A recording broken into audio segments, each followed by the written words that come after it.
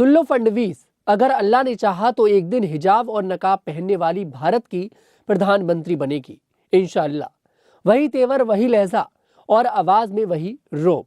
ये है लेडी ओवैसी, जिन्होंने महाराष्ट्र के मुख्यमंत्री देवेंद्र फडणवीस के खिलाफ बयान दिया और अब चर्चा में है। बीएमसी चुनाव में एआईएमआईएम चीफ असदुद्दीन ओवैसी की पार्टी प्रवक्ता सैयदा फलक ने जब विपक्षियों को घेरना शुरू किया तो लोगों को ओवैसी याद आ गए। आखिर कौन है सैयदा फलक, आइए आपको बताते हैं। नमस्कार, द न्यूज़ 15 देख रहे हैं आप, मैं हूं आपके साथ तनुज दीक्षित।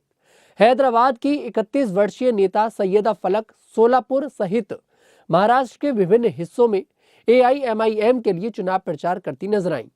सैयदा फलक के बेबाक अंदाज और तीखे भाषणों को सुनने के लिए हजारों की भीड़ दिखाई दी। असदुद्दीन ओवैसी के बाद पार्टी में सबसे प्रभावशाली वक्ता मानी जा रही सैयदा ने अपने हालिया बयानों में महाराष्ट्र की राजनीति में खलबली मचा दी।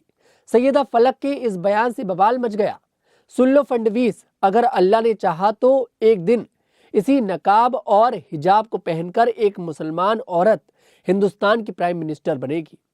सैयदा फलक की पहचान सिर्फ एक राजनेता की नहीं है, वह एक एथलीट भी रही है। सैयदा भले ही आज हिजाब पहनकर विरोधियों को ललकार रही हो, लेकिन वह एक फाइटर रही है जो रिंग में विपक्षियों को नॉकआउट करती रही है।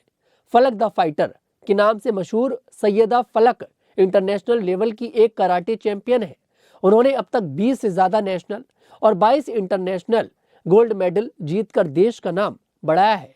वह तेलंगाना की पहली महिला एथलीट है जिन्होंने विश्व और एशियाई कराटे चैंपियनशिप के लिए क्वालिफाई किया और कॉमनवेल्थ कराटे चैंपियनशिप में भारत का प्रतिनिधित्व किया। रिंग में विरोधियों को अपने वार से नॉकआउट करने का हुनर रखने वाली सैयदा राजनीति के अखाड़े में भी उसी एग्रेशन के साथ उतरी है। सैयदा फलक पेशेवर तौर पर एक एडवोकेट भी है। वह अपनी एक कराटे एकेडमी भी चलाती हैं, जिसमें वह युवतियों को सेल्फ डिफेंस की ट्रेनिंग देती हैं।